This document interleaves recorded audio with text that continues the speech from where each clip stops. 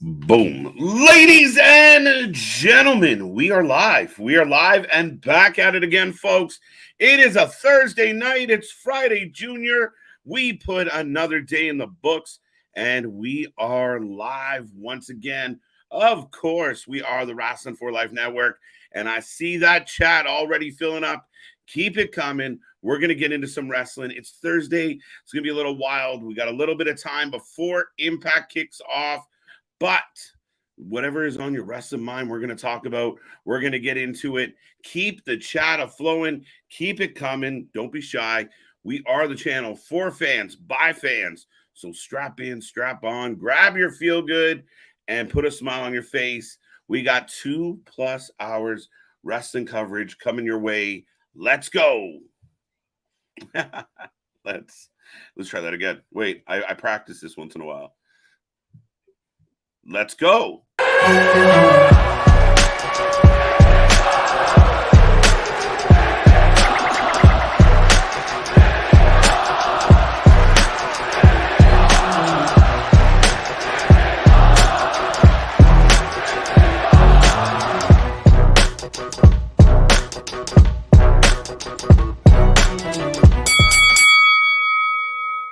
Ding, ding, ding. We are live. We are live and back at it again, folks. I hope everyone out there is having a wonderful, wonderful week. I hope everything's safe and happy. Like I said, it's Friday, Junior. We put it in the books. Now we're going to cap it off with a little bit of Impact. And then we're coming back tomorrow. We got SmackDown to cover. We're debating about Rampage. I know Nick's a little itchy about it. So we'll see. And then, of course, we got Backlash live from Puerto Rico. It's going to be a good night. It's going to be a good day. We got so much to get into, folks. And before we do, I will remind everyone out there, we are the Wrasslin for Life Network. I am Mr. Every Night KJ White, the Iron Man of YouTube, the man that just keeps coming back for more. And, folks, there's nothing we enjoy more than bringing you these streams. If you have not been here before, this is what we do. We give you a live stream every night. We dive into all the wrestling. We talk. Whatever's on your wrestling mind, we listen and we chat about it. Right now, the chat is open. I do see a bunch of people in there. So I will get to that momentarily. But like I said, we're going to get into Impact. The big story tonight, of course, we have Naomi, formerly known as Naomi, Trinity, making her debut. It was big news, big story. Of course, coming off the heels of, Trinity and Sasha, Mercedes walking out of the WWE. Obviously, Mercedes Moné has been, rumored, or not rumored, but talked about, highly notarized, highly publicized. This girl's been everywhere. We talked a lot about Sasha and her ongoings. Naomi kind of fell by the wayside. She was a little quiet for a while. People speculated where she might go, what she might do. And here she is. She finally resurfaces, and she's in Impact, which, it could be really good for her. She's going to have an opportunity to stand out. The other lady on my screen, Deonna Purrazzo, holding that Impact Knockouts Championship. And I'm sure if Naomi's kicking around for a little bit, that championship might be a little bit at risk. We'll see what happens. Naomi's a star. She's been at the highest level. I'm actually shocked that she made it to Impact, that there wasn't some discussion about her going somewhere else. But for whatever reason, here she is now. And we'll see what it means. We'll see what it adds to the story. The Knockouts division, Impact kind of in general, is going through a bit of a transition phase. So we'll see what that all plays out and means. But without further ado, let's get to the chat and see what's going on. But Damien's always looking forward to some stuff. Damien, welcome back. Good to see you. Steve Macklin, Shara Sang versus PCO mystery partner tonight on Impact. We'll see. We're getting Impact. We're getting PCO. Of course, Steve Macklin has to defend his title. The other half of the power couple and the other champion in the household, Mr. Steve Macklin, will have to defend that belt against PCO coming up. And there's a lot of talk about Nick Aldis. What does Nick Aldis do? What does Nick Aldis mean to the show? What is going to happen with Nick Aldis? Now, Nick has called him out. We've seen, obviously, there's issues between Scott D'Amore and Steve Macklin. I wouldn't say they exactly like each other. So let's see. We'll see. Looking forward to Christopher Daniels versus Samoa Joe. Ring of Honor television title. Has that match happened yet? I feel like it should have already happened. Let me see if I can bring that up. Well, I'm talking so much. Looking forward to Rocky Romero versus Lee Moriarty in a Pure Rules match. Damien, you must have put this up earlier. Looking forward to all of it. CM Punk backstage for this taping. True story, folks. He was backstage. He was playing some Uno, taking some pictures, the big talk. And I mean, let's be real. For all those out there who hate CM Punk, who don't think CM Punk's good for business, thinks that CM Punk is irrelevant, this man showing up and playing Uno is a big enough story. This man hanging around a parking lot, a big enough story. So let's not underestimate the pull, the power, and people's overall opinion of CM Punk. I know there's some out there would have you believe that CM Punk is a cancer, he's trouble, you don't need him, forget him, who cares? Not true. And this is proof. Everything CM Punk does, people are following, people are talking about. Shit, they might have created an entire new show just to get him back in the mix. Maybe. We will find out. But yeah, I mean, is it that big of a news that there was a show in his town, he popped in to say hi? Maybe not. Why is Rocky Romero beating Lee Moriarty in a Pure Rules match? Why not? What's the beef there, C-Money? And welcome back, by the way, if I haven't said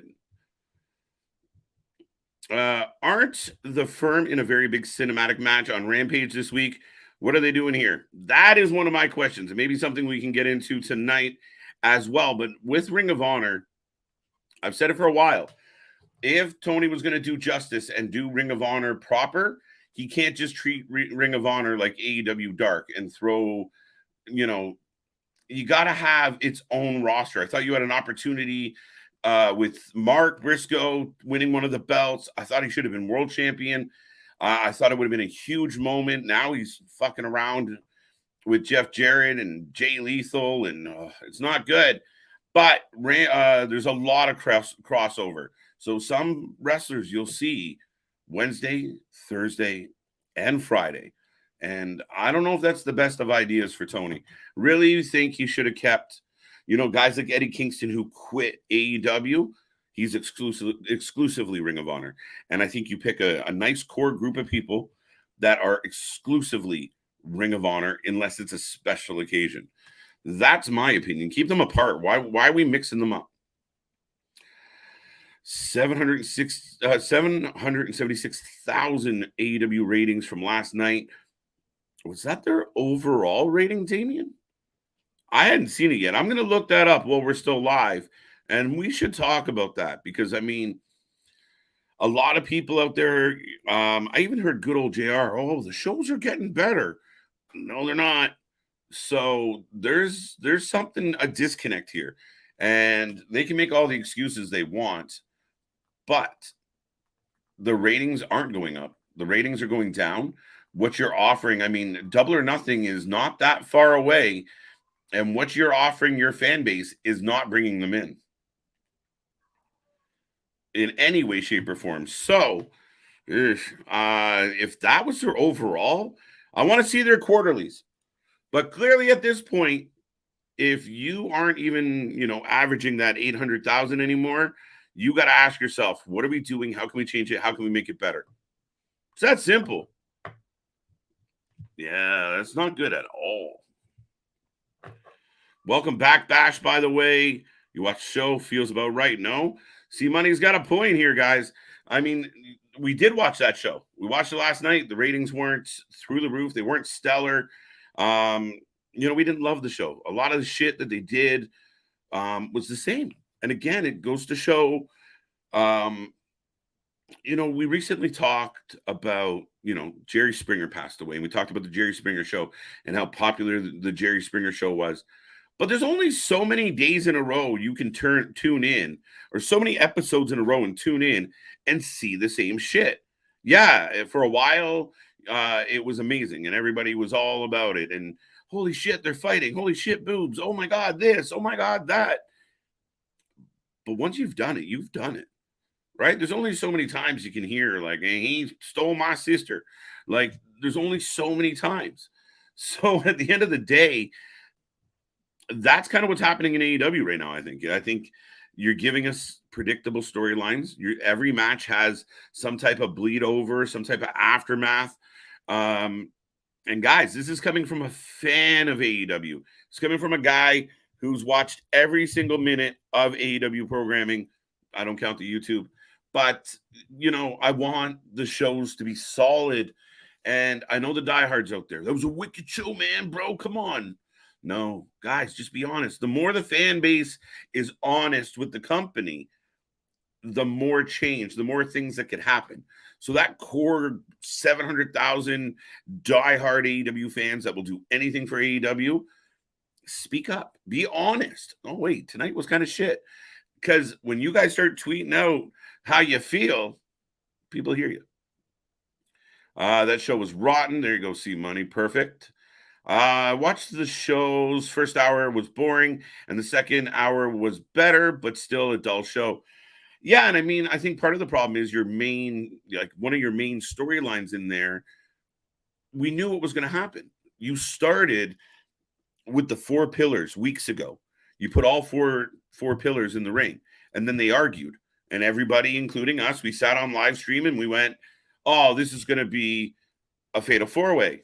Not sure. Some people loved the idea. Some people didn't. Like, I was in the group of maybe putting all 4 of them in a match at this point in history might be blowing your wad all at once. But they did it. It's got potential. And then they did all this other fucked up shit to get back to it. So it wasn't like you could have turned off AEW last night and knew how it all ended. That's not good. That's unfortunate. That's what a lot of people have accused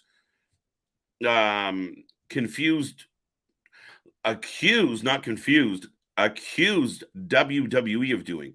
Well, they do it. They're repetitive. They're boring. They do the same thing, and they do. There's no denying that. But you can't do the same thing. And more as of late, we've joked that Tony's coming into this time where he's booking like young Vince. It's crazy. Forget young Rock. We got young Vince booking over here. What's going on? We are Pro Wrestling. Good to see you. Welcome back. I think I said hi to Bash. I got that one. The t-shirt is too tight, Billy. Okay.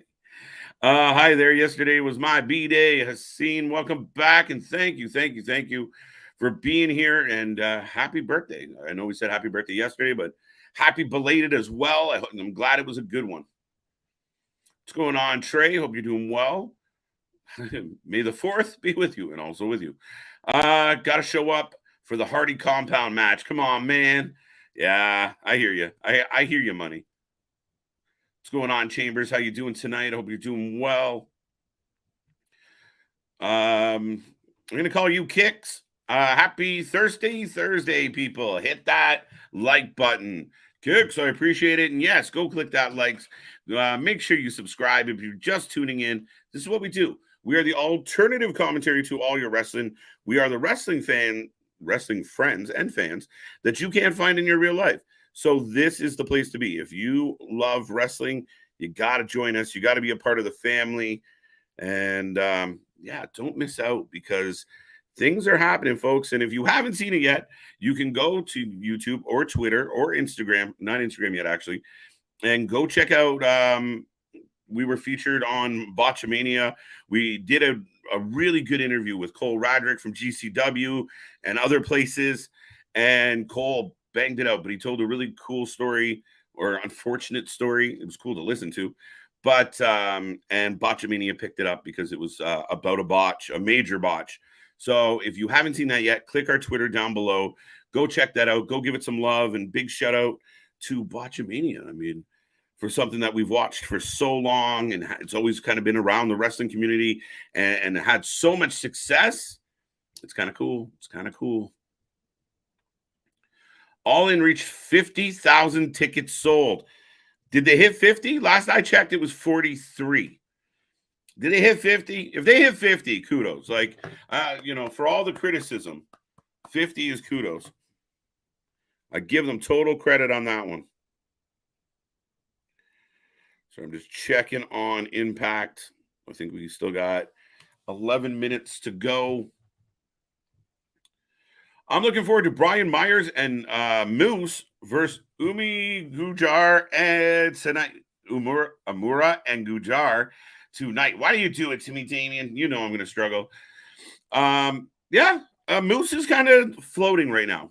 Moose hasn't done a lot. I mean, Moose is a guy can move up and down the card. I mean, I'm kind of curious to see where he goes if he gets into something solid. I mean, him and Brian Myers have been all right, but I think we can get a little bit more out of Moose. But yeah, we're going through the. I want to see before the Impact is on. Is it? Do.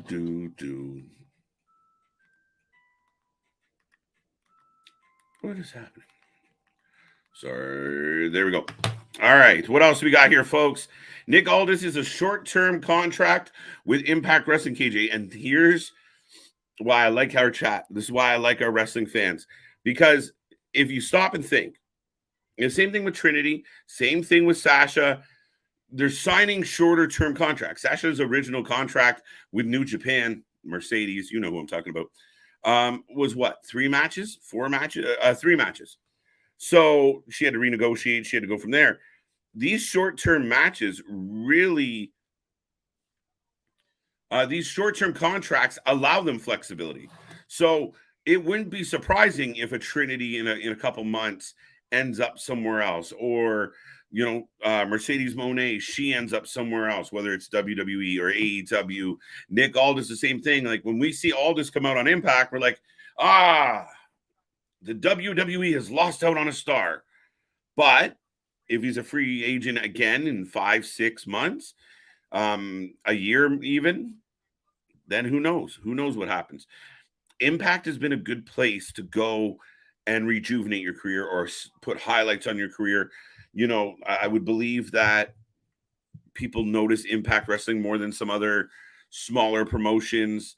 So, yeah, it's a really good opportunity. And you're in the ring with, a lot of veteran pro wrestlers, a lot of ex-WWE talent.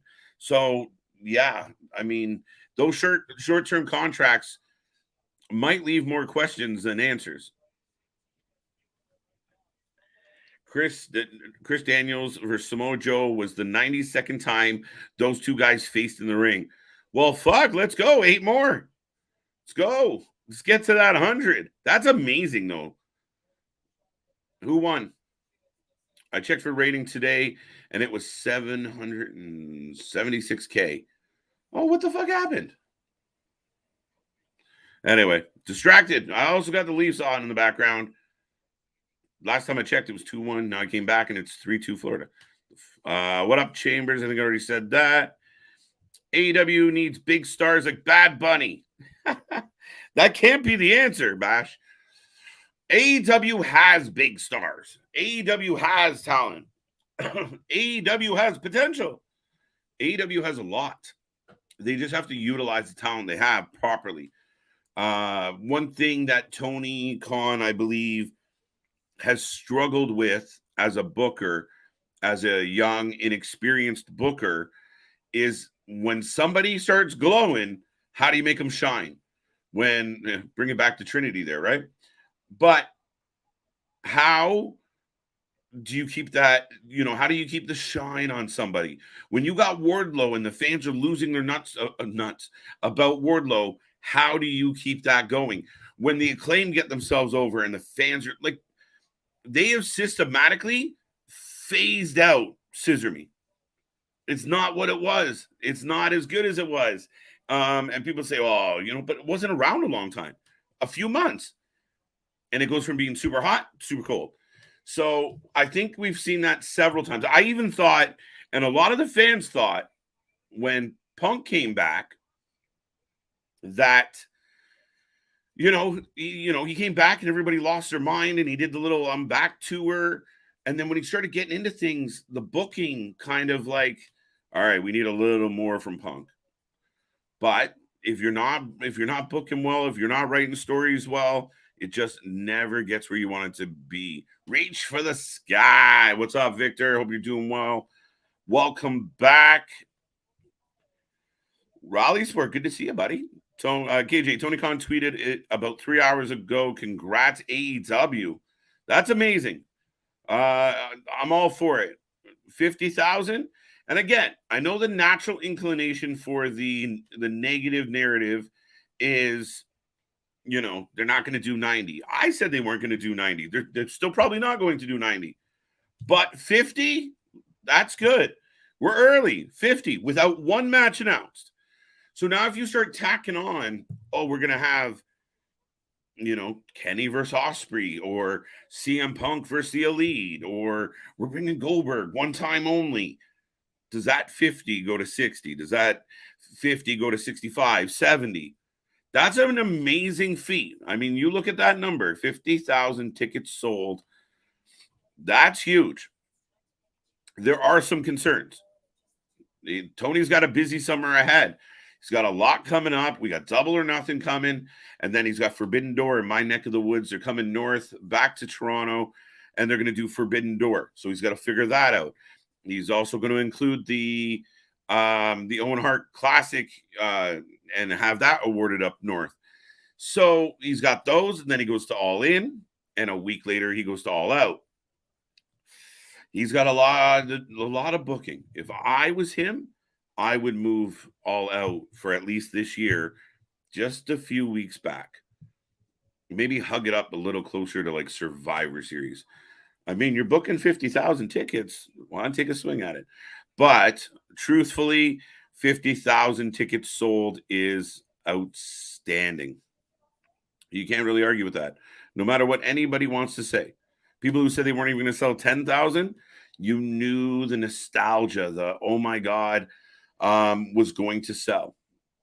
Now what people are going to say is, well, we'll see if they do it again, how it goes. Who cares? They did it. Just be happy. Ungrateful Banks. I've had that viewpoint, so I'll take that, Bash. I'm not exactly a Sasha Banks Mercedes fan. I think she's got talent. I think she's overrated and ungrateful, seemingly at times.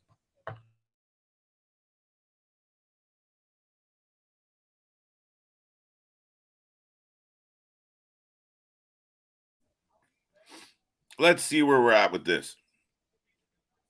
Almost there. A few more minutes, folks, and the action will be kicking off live. Keep the chat going. Keep it coming. Let me know how you're feeling. Let me know what you're up to. Let me know how your night's going. What's on your wrestling mind? What can we talk about here tonight? Nick Aldis hasn't signed any contract with Impact. It's a verbal agreement. It's in the news. Yeah, okay. We'll trust all the news. No offense to person who said he has signed a contract. Well, I mean, a short-term verbal agreement works for me.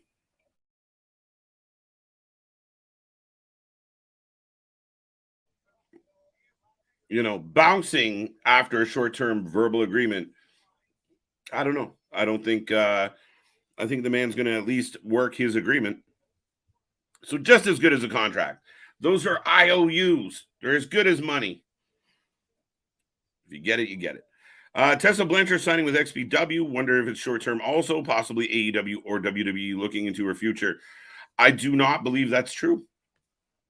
Chambers, I think Blanchard signing with XPW kind of shows, now if it's fact true that she's signed, not just doing appearances, I don't know what that means. I don't know many people signed to XPW, but I don't know.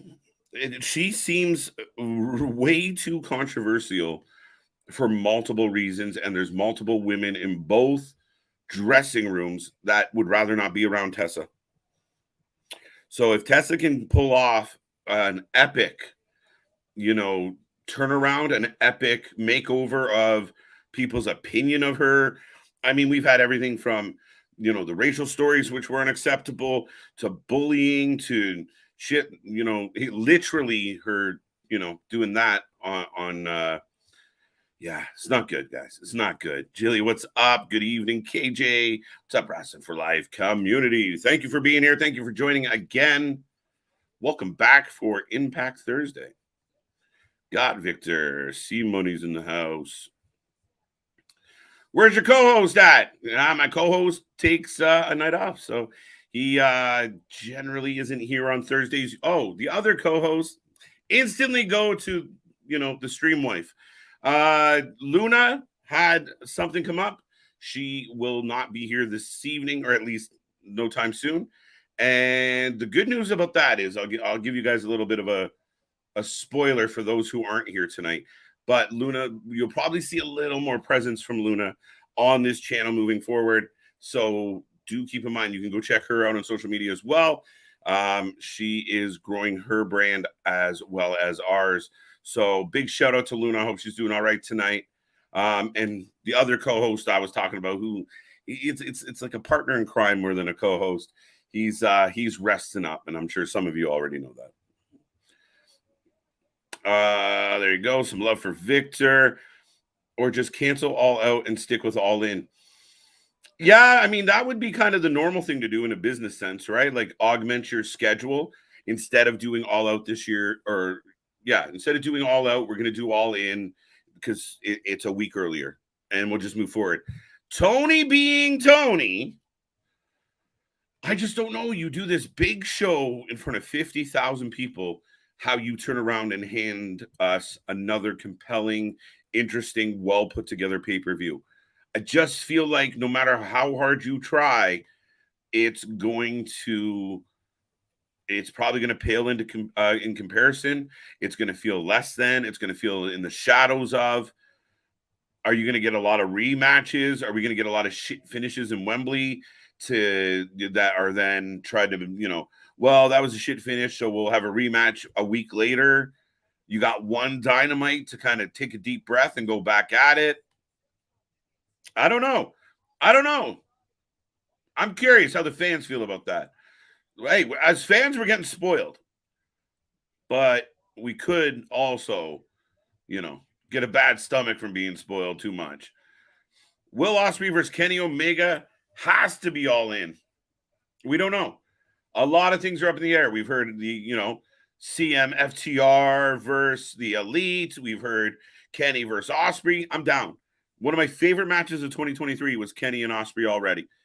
You put them in front of 50,000 people, 50,000 plus people. It's going to be fun. I believe that Kenny Omega, not AEW Kenny Omega, is an outstanding wrestler. I think if people saw more of just Kenny being a serious wrestler and less of the tomfoolery, the fucking around, the Jim Cornettes of the world just want to, well, he wrestled a little kid and and they're not wrong about that topic. However, there is a serious Kenny in there that can bang, and that gets overlooked by some of the critics and it gets overshined by some of the fans. So I would love this match. Let's get it. Like, why not? Why would we not have that? Oh, I'm talking through the start of Impact here tonight. And like we said, we're getting the debut of Trinity Fatu. Why did she just not get pulled back? Everybody says sorry, and she becomes a member of the Bloodline. Why couldn't we just pull that off? So Impact right now is showing, wrestling news. There you go. Showing a bunch of outlets that covered the Trinity story, and they're hyping it up. Like, to me, what I'm watching right now from Impact about Trinity is what AEW should have given us for Jay White, if that makes sense. Forbidden Door, Smile Mark, Omega versus Ospreay. Oh, damn it. All right. So we're kicking off already. I'll take a prediction. I know some people know the answer to this question, but I got Moose and Brian Myers taking on Gajur and Umir. I need my translator. But yes, we're getting a tag match to kick off this show tonight. I'll go Myers and Moose. just because. All in 5 months away. TK has time. Like time to cancel or time to just fill it? Would you build an all in? Would you build an all in that has a set of matches and all out that has a completely different set of matches? Like, I mean, there's no crossover as far as you don't see Kenny on both shows. You don't see the Bucks on both shows. Like, if you're either on one show or the other show for that particular week. I'm curious.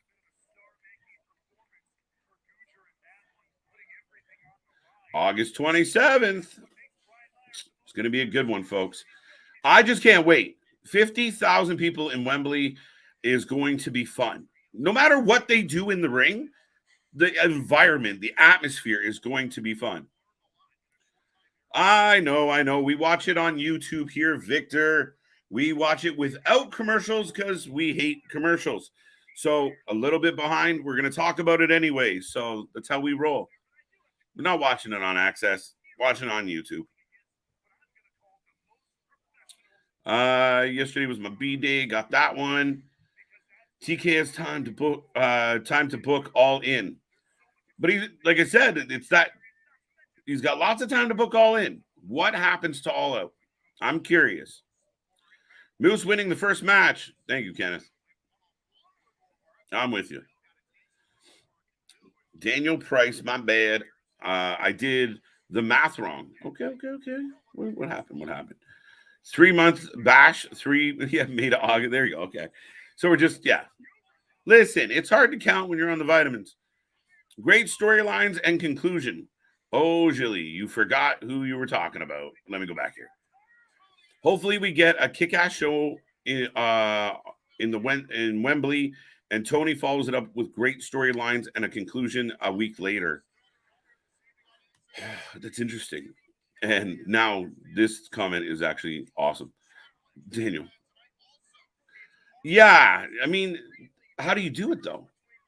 Like, if you're going to do usually a show as big and that you're trying to accomplish with Wembley as a road, like as a booking it as a show on the way to All In is an interesting strategy, because you might not get enough finality.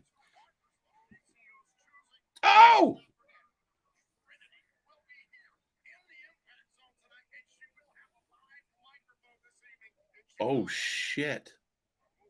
Sorry, I got completely distracted. The match is still going on. I can't see who it is, but somebody on the Florida Panthers just took a puck in the face, and he looks like John Moxley on a Wednesday.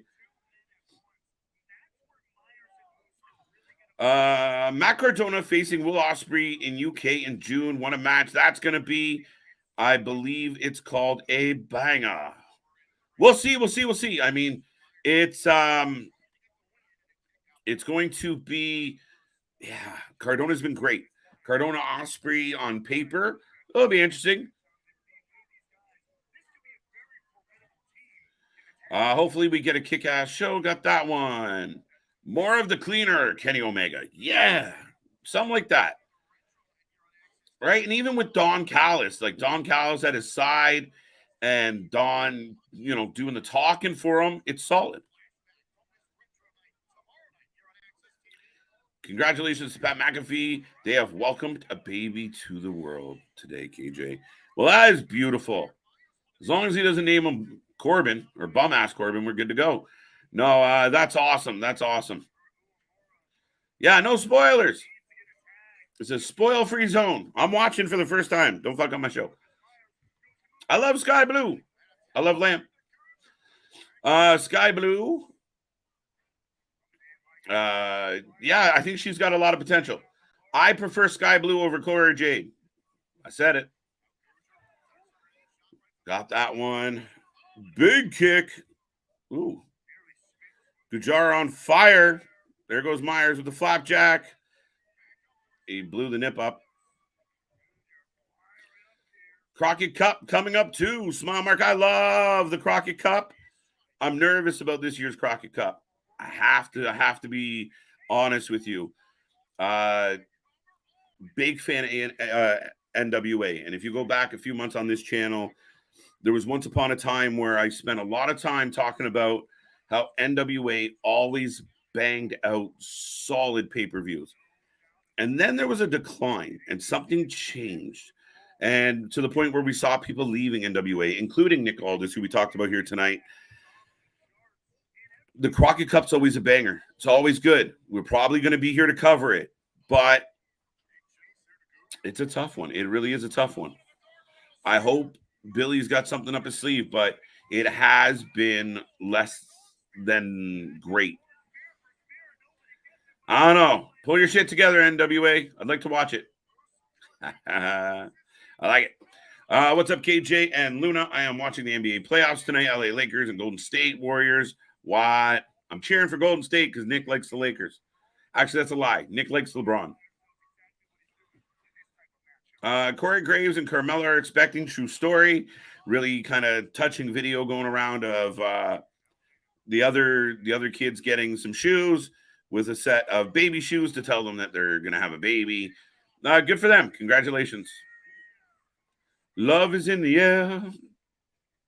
NWA is still around, Bash. Trust me. Oh, there's Moose with the 1, 2, 3. And your winner is Moose and Brian Myers. Okay.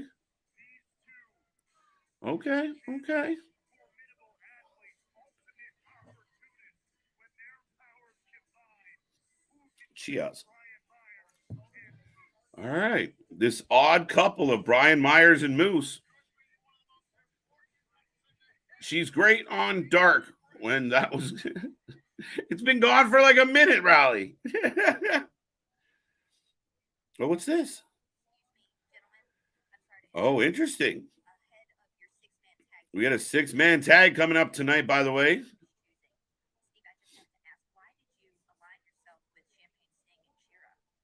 Champagne and Shira are joining with Steve Macklin tonight. NWA still around, got that one. Yeah, it really is, though. Just, I don't know. Oof. 1-0 says, Kenneth, good job. Based on these ROH cards, the Dark and Elevation crew are now on Ring of Honor. And that's why we kind of took our foot off the gas pedal when it pertains to Ring of Honor. I praised Tony at first. Hey, this is pretty good. I like what he's doing. We get a match, no bullshit. We get a match, no bullshit. We get a match, no bullshit. I like it. I enjoy it. I appreciate it. The last few weeks of Ring of Honor started to feel like Dark. It started to feel sloppy. And again, if we're seeing the same wrestlers Wednesday, Thursday, Friday, it's a problem. You need to have... These are the people who represent Ring of Honor. Now, they can move on. They can, we signed somebody from Ring of Honor, treat it like NXT. I think if AEW could treat Ring of Honor like NXT, you got something. There's a lot of talent. You got something.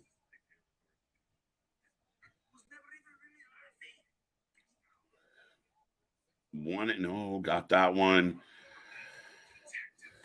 Wonder if Crockett Cup will honor Jay Briscoe, being they won last year. Would Mark make an appearance? Highly possible. They did win last year. Great tournament last year.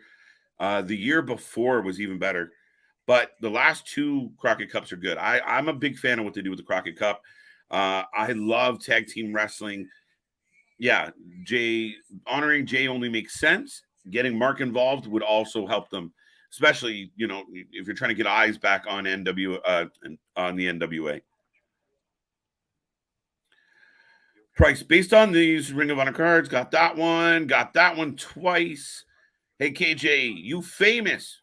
Oh, you're on a channel that has 70,000 subs. He clips wrestling live streams, Kip clips. It's when Sammy KO reunited, you and Nick. I saw it the other day. Rally Sport. Yeah, big shout out to Kip Clips. He's done a couple with us in it. So we haven't been on there in a minute. So everyone go to the one that we're on and tell Kip, our buddy Kip how much you guys like us being there. But no, huge shout out. We had that happen, which we love. And we also had, we recently were featured on Botchamania, 111,000 subscribers to that empire that they've built over there. So that's pretty cool. That's pretty cool. And that's it. That's what we're hoping for, folks. The fact that you guys tune in and enjoy these shows, we do nothing but appreciate it. And that's why we keep coming back for more. That's why we cover so much wrestling, because we just enjoy the vibe. We enjoy the community. We enjoy the conversation. Right now, I got one of my favorite things in wrestling, by the way. We got Fandango and Joe Hendry trying to figure out who beat up Santino. So we're kind of getting that Fandango Tyler Breeze, except Joe Hendry is clever and smarter than Tyler Breeze portrayed himself. But I like this a lot. It's good comedy. I'm okay with it. Silly, slappy, but I'm okay with it. And Fandango's hilarious. 3-2 Panthers. Yes. Thank you, Michael. 1-0. Oh, 1-0. Are you down for a Sky Blue versus Athena? Just got announced next week on Ring of Honor for the Ring of Honor World Women's Championship. Damien, yeah, I'm okay with it. Let's see what happens. I mean, I hear that Athena's not losing anytime soon, so let's see. I believe in Joe Hendry. TK needs to start letting people go from AEW. He has no choice, Bash. I think he's at an impasse. And some of the people that are under some type of contract, I think those contracts should be coming to an end unless he's re-upping them, which makes no sense. I hate to say it. I know it's people's livelihoods. I know it's how the world works, though. And at some point, he needs a thinning of the herd. And you got to utilize the talent you have. Like I said, you cannot complain about, well, if I only had more time, but then use the same people over and over. Like, you can use Orange Cassidy on Dynamite. Got no problem with it. Do it. Fine. He's there. But you can give him a week off and then he comes back next week. He doesn't have to be on every fucking show. Or then he'll go on a stretch where he opens 4 shows. Or Jericho closes all the shows. He's got to do better at giving the talent he has time. Not every match should be a 20-minute, 15-minute, 2 pitcher-in-pitcher, back-and-forth battle. You can have matches. Oh, I mean, they're trying to do it with Wardlow again, which doesn't make any sense. But you can have matches quick, easy, to the point, and that makes sense. And I'm getting the design here on my screen right now.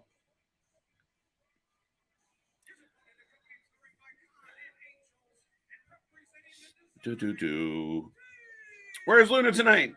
I thought she'd be with us tonight. Kenneth, something came up. Life happens. Miss Luna sends her regards and says hi to everybody. And as I said earlier, I know she's not here tonight, but she will be back next week. And yeah, we might have a few more tricks up our sleeves when it comes to Miss Luna Havoc and her presence on this channel. So stay tuned. We got lots popping, folks. And I got Sami Callahan in the ring. Sami finally getting back, kind of out of the spell of Diener as he's waiting in the ring. Glad Fandango, Dirty Dango got a chance. He's really funny. You know what? Impact's a good place for Fandango. For that exact reason. They're okay with doing some slapsticky stuff. And I don't mind it. Him, Joe Hendry, and Santino are fucking hilarious. It legitimately is one of my favorite things in wrestling, just as far as it's comical, it's entertaining, I like it. And then you get a guy like Joe Hendry gets in the ring. I mean, even Dirty Dango can go. So you get some bangers there. Okay. I hope Sky Blue wins. She won't. But she won't. Getting pushed quickly. Title shot. Tony Khan must like Sky Blue. There's a lot to like about Sky Blue. She's a great looking girl. She's got some upside. She's learning. She's progressing. Potential. That's where we said you got to, oh, Big Con choke slamming Callahan. Now Angel's just laying boots to him, or fists, I guess. But this is pre-match.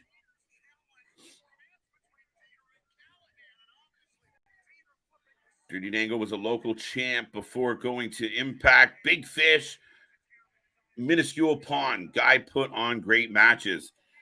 Yeah, I mean, Dirty Dango, Fandango, whatever you want to call him, he did a lot of good bookings on the indies. You'd show up, and again, he was entertaining. The fans were always happy to see him, and he can go in the ring. Oh. So now we got Sammy. Oh, gets Big Con.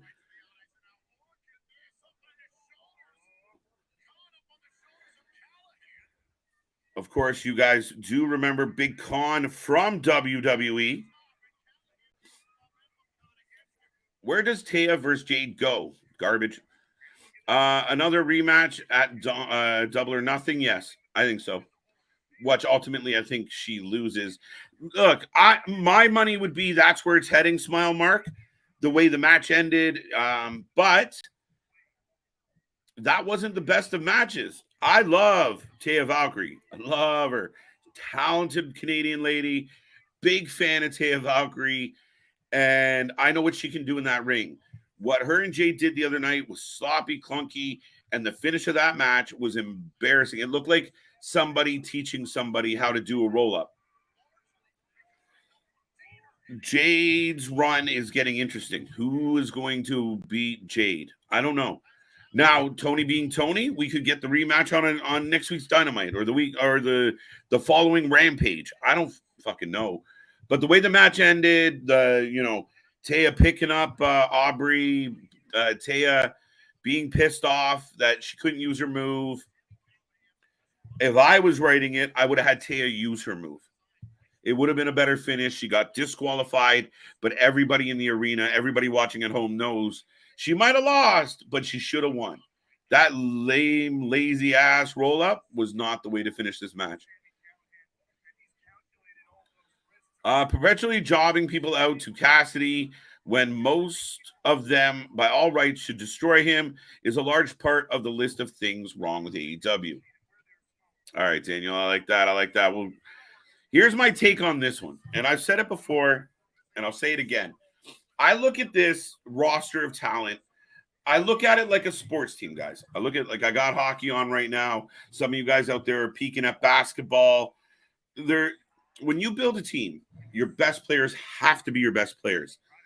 So for Tony Khan, if he thinks Orange Cassidy, the Bucks, Jericho, those are his best guys, and he gives them best guy ice time, best guy court time, if they are leading the charge, yet you got better players sitting on the bench, you're only hurting your product. You're only hurting your team.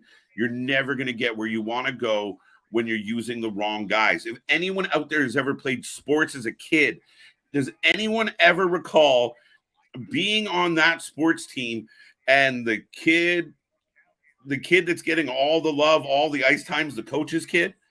Doesn't matter how shit he is. The coach just keeps putting him out there and putting him out there. You're like, oh, fuck's sake, come on, coach.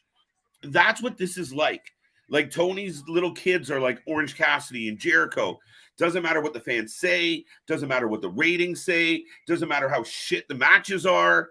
Like, I don't get how you could watch back some of those matches and go, oh my God, such a good match. I'm so glad that happened. Particularly with Jericho. With Orange Cassidy, all his matches are pretty much the same without very little exception. And again, you bring in someone super talented. We're all into whoever it is. Oh, shit. And he just one after the other, after the other, after the other, picked off. It's a problem. You're not utilizing your assets. If you're putting a guy with no power in your cleanup spot and you got your slugger sitting on the bench, you're not helping your team. You're not doing what's best to get the W. And that's what that to me was the major difference of a young Tony Khan and very old, crusty Vince McMahon. Vince McMahon always went for the W's. He pulled out all the stops. You know, we talk about Black. Oh, you won't let me on your. You won't sell me your show. I'll just fucking take over that time slot on this channel. Oh, you want to go to MSG? Nope, not happening today. He would do anything to fuck with other promotions, including AEW. You guys don't think it's a coincidence, right? AEW. Hey, everybody, we're gonna have a Wednesday show. I think we will first. That is how Vince plays ball. Now people are going to say, well, you don't want to. Yeah, but Tony's got to be cutthroat.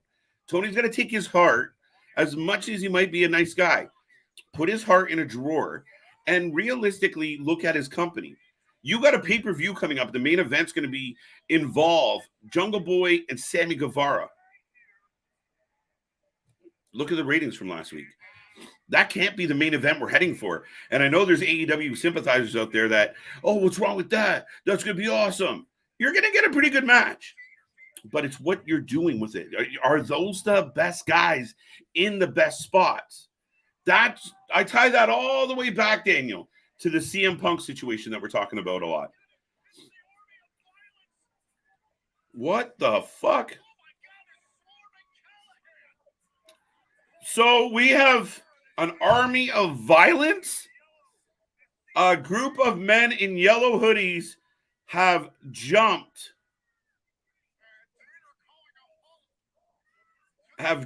Sami Callahan. There is literally 3, 6, 9. There's like 15 men in yellow hoodies beating the shit out of Sami Callahan. Now Diener having a chit chat with him. Come on, bitch. There you go. Diener laying out Sami Callahan.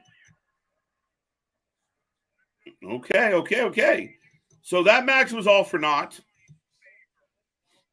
And this is leading towards what we're going to get is Diener versus Sami Callahan in what should be an absolute gem of a match, guys. I'm looking forward to the chaos that Diener and Callahan can get into. But yeah, sorry, last but not least on this, I think it ties into the CM Punk stuff. Because if you're sitting back as a business owner, if you're running a sports team, and your best player, your biggest draw, which to me, that's your best player in wrestling, the guy that brings you more eyes, more money than anybody. If you got him sitting on the bench because 2 players on the ice or 2 players on the court or 2 players on the field don't want to fuck with him, well, they got to go. I need my top guy out here. You know, we're not sitting Gretzky on the bench so that fucking 2 third liners can get some ice time. It's just, that's how it is. And that's all I got to say about that. I'm sorry, but they ruined Wardlow. It's like they're trying to restart the motor. Even the fan reaction's kind of there, Mark, but I'm going to try and catch up on some of these. Dinner. What do you have for dinner? My dinner was good. I think Impact is building Sami Callahan versus Cody. Dinner for Cody Diener. Yeah, that's where we're heading, Damian. We're getting that. I imagine we're going to get that for Under Siege. I think it's good. I like where they're going. Too Sweet Pistol Pete wants more intergender matches. Hey, Impact never shies away from that. So we'll see. I'm all for it. We'll see what happens. Gaming, what's up? Good to see you. Thank you for joining us here tonight. Good to see you. Make sure you hit that like and subscribe button, folks. Right now, we are watching Impact Wrestling on YouTube, and we're watching it commercial free. We're giving you guys a rundown on what happened here tonight. Of course, Ring of Honor was on a bit earlier. I don't know if it's still on or not. It's been very confusing with the booking or with the scheduling. But I got Nick Aldis. Nick Aldis on a team with Drew McIntyre screams an actual tag team money. But Nick Aldis we'll see where he goes. People say he has a verbal agreement. It's short term. I wonder how short term.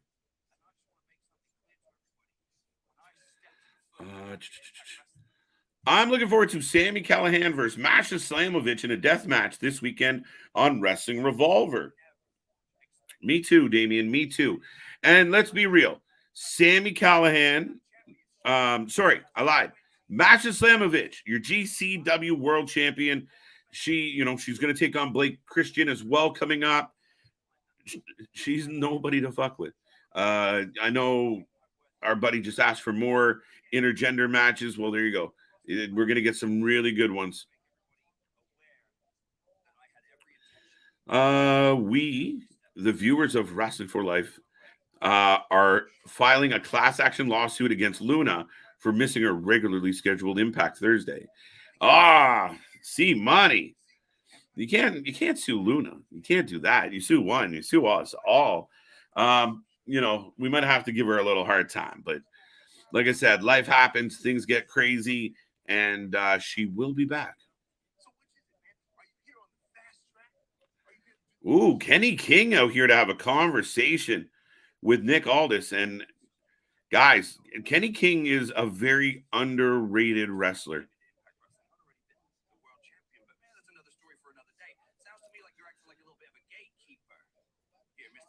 Just called.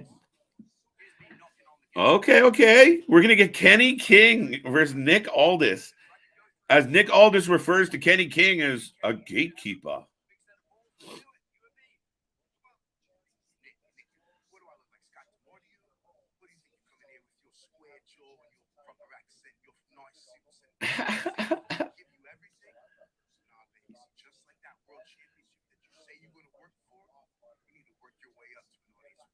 Okay.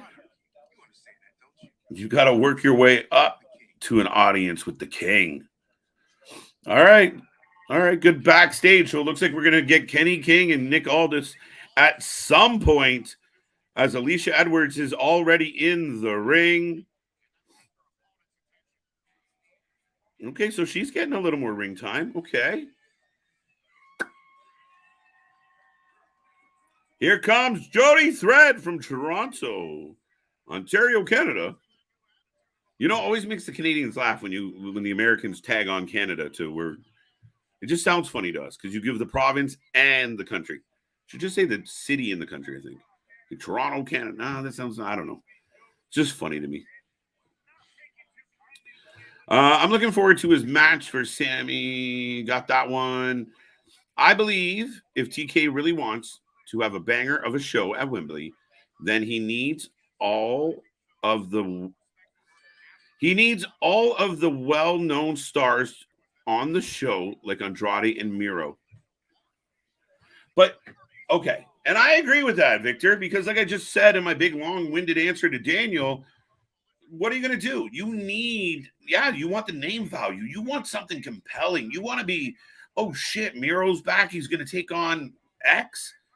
He's going to lose to Orange Cassidy at Wembley. That's probably why he's sitting out. He refuses to lose to Orange Cassidy. Fuck that shit, he said. But you need all hands on deck. You got to put your best team on the field. That's it. You got to field the best possible team. And I've even advocated, I can't believe I have, but I have advocated for the idea that you could book Goldberg for this night. Now, some are going to argue they've already sold 50,000 tickets with nothing booked. So does the argument on the flip side become, we can book whatever the fuck we want? They're already coming. Now, do I think that's the best approach? No, because if you show up and lay an egg in front of 50,000 people, it's not going to feel great. To get 90,000, you need Mercedes Moné. Yeah, no. I don't believe so. I don't think that's going to help you get to 90. I think if you added Sasha, if you could get Goldberg for one night, it's going to be a shit show, but people tune in for it. PCO should be champion of the world. Too sweet. I don't necessarily disagree. How could I disagree? I love the guy. Good old Canadian, the Canadian Frankenstein, and he's been on a tear. He's going after Macklin. He's clearly going to lose, But that'll be interesting. And right now, Jody Threat trying to fight her way back out or back up. What did C-Money say? There you go. There you go. You know, GCW doesn't shy away from it. Everyone's just a wrestler in that building. Oh, double knees to the back by Jody into a suplex. Firm deletion could have some surprises, possibly Scorpio Sky, Shannon Moore. Yeah, but like, okay. Last time there was like Gangrel and shit popping up. Smile Mark. All right, so that match is over. Jody Threat won. I didn't take any predictions, but who needs them? Yeah, I mean, am I wrong, guys? Like, yeah, we're doing a firm deletion match, but is it warranted? Are we excited about it? Are we like, oh shit, this crazy rivalry is going to be in a deletion match? There's barely been a poof of a rivalry. There's been no like, oh shit, what are we going to do? There's been nothing. It's just like, they're kind of mad at each other. We're going to shuffle it up. I think Jeff Hardy should have came back. If you're going to bring him back with Jeff Hardy's name value, you had a chance where you could have said, okay, you know what, Jeff, we're going to put you in some important shit. But right down to the well with the garbage, just like Jay White. Oh, Jay White's not as bad. At least he's got Ricky Starks to look forward to. That match might steal a show if they ever get to it. Never happened. It's never going to happen. Never going to happen. I love it, though. I'm all for it. 90,000 AEW All In. Good show, KJ Goldberg. It would sell more tickets. It would. Whether no matter what you feel. I'm not a Goldberg fan. But if you put his name on the marquee, people are going to, oh, shit. And especially if you announce it as like Goldberg's last match. He's going to break Sting. It's also going to be Sting's last match. Pac should return for All Out Pac versus Orange Cassidy. I don't know what to say about Pac at this point, guys. I don't. I was a Pac fan. You know, I liked Pac going back to his early days as Neville. I liked Pac with Corey Graves. I think he's talented. I think he's good. But the biggest thing with AEW is stops and starts, in and out. I don't know the full story. I know visas and travel, and he wants to be close to home. I don't fault him for wanting to be close to home. I don't. But am I excited at the idea of like Pac versus Orange Cassidy? Maybe not.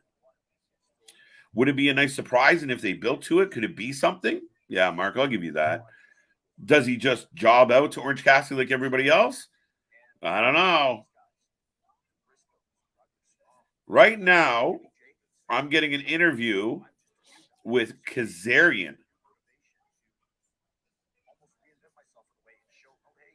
Interesting.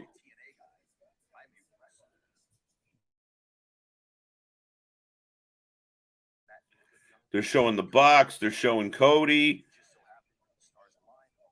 All right. Rhino is really built like a rhino. He's been a greasy, beefy rhino for a long time, my friend. He really is built like a fucking house. And the funniest thing about Rhino to me, has Rhino changed at all in 30 years? To me, Rhino looks just the same as he did in 1995. Like, Rhino has not changed at all. His look, his face, he's just the same. It's fucking hilarious. McIntyre contract is coming up soon. If it's up before Wembley, I'd urge TK to sign him ASAP. Not happening, Victor. Not happening on either end. I don't think he'll end up being a free agent. And I don't think he would. I don't think he's going to just go to AEW because they're doing a Wembley show. I don't. He knows the WWE is going back to the UK. What if Drew McIntyre is slated or penciled in to win Money in the Bank in London? I get it. It's a bit dirt sheety. But yeah, sorry, my friend. I do not see McIntyre going to AEW. I don't see where you'd fit in. I don't see what you would do with him. Like, I don't.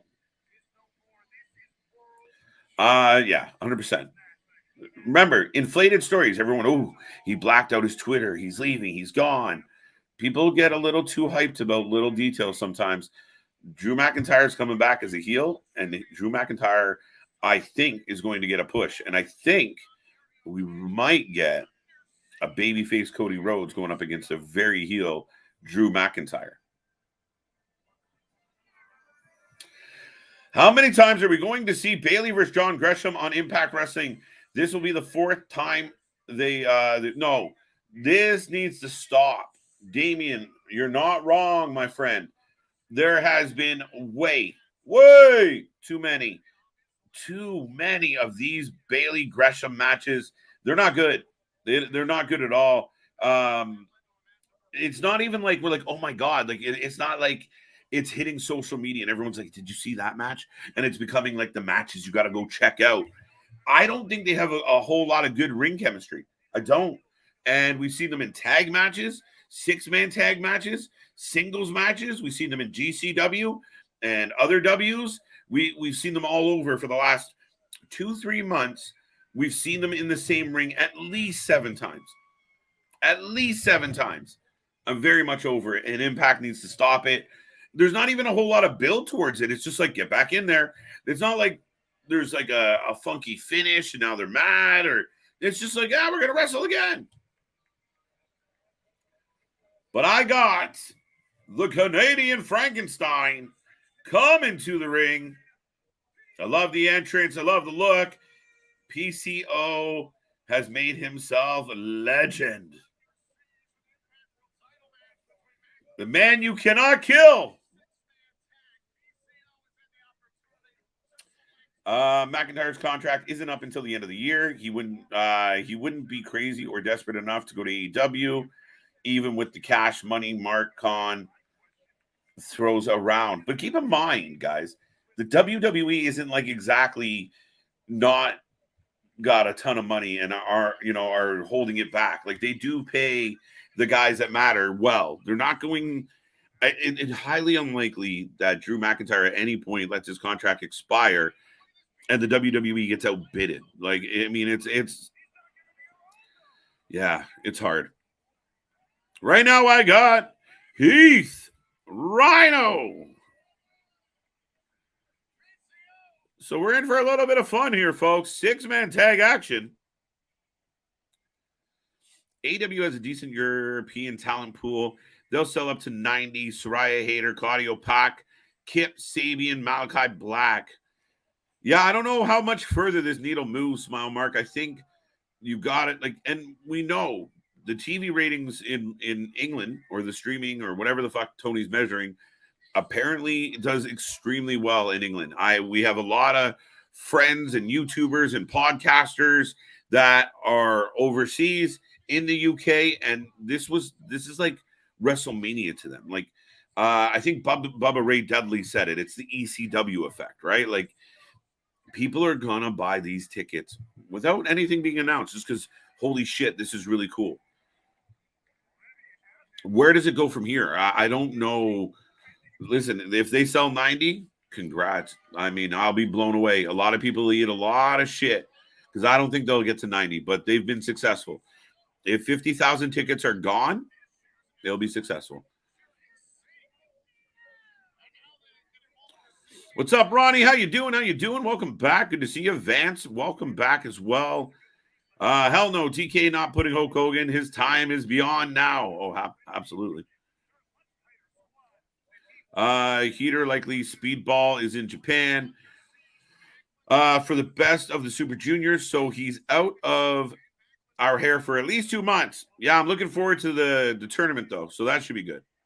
Get him away from Gresham.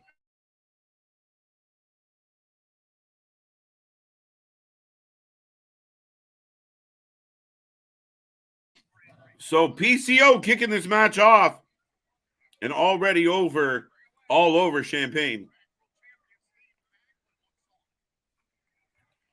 Jewelry ruined in AEW. Look at Wardlow and Hobbs. It's just, you know what? I mean, again, it all depends. It's tricky though, right? Drew McIntyre versus Adam Cole right now sounds terrible.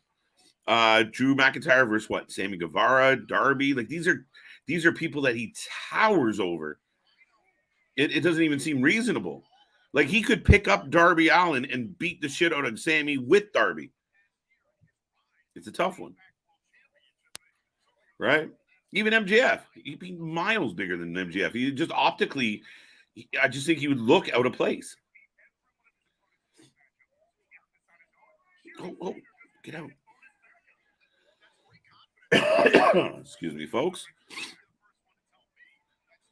Drew staying in WWE and kicking people's head off heel mode.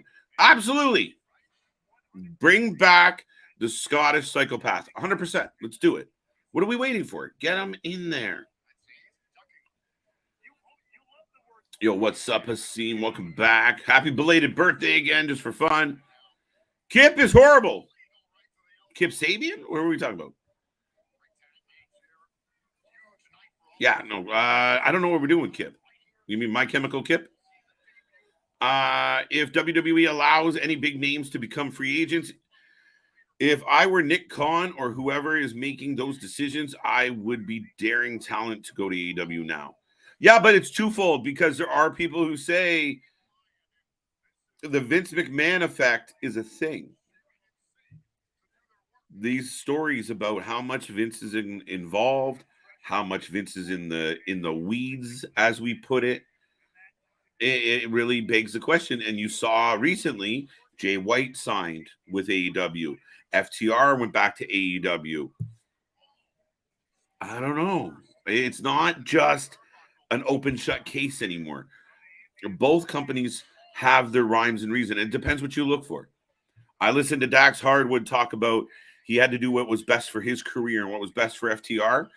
I don't think losing single matches to Double J and Jay Lethal in 2023 was best for their career, but it's early. Let's hold our opinions.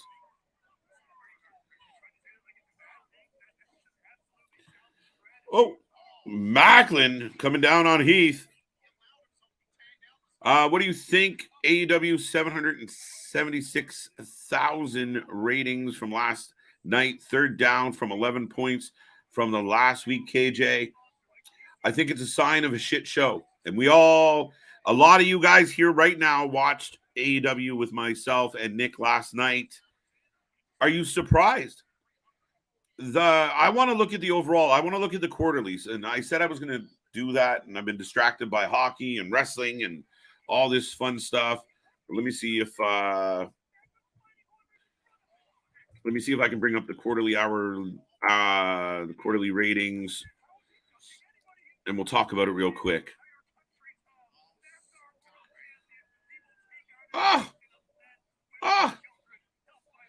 Loose, get it. Big power slam by Heath. Nope, wrong week. What was May?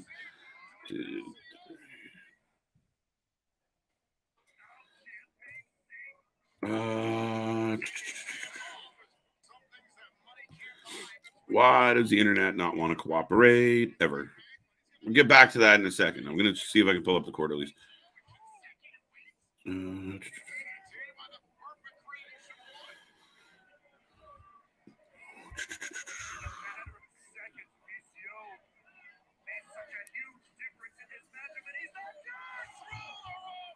Let me see what I can bring up here real quick.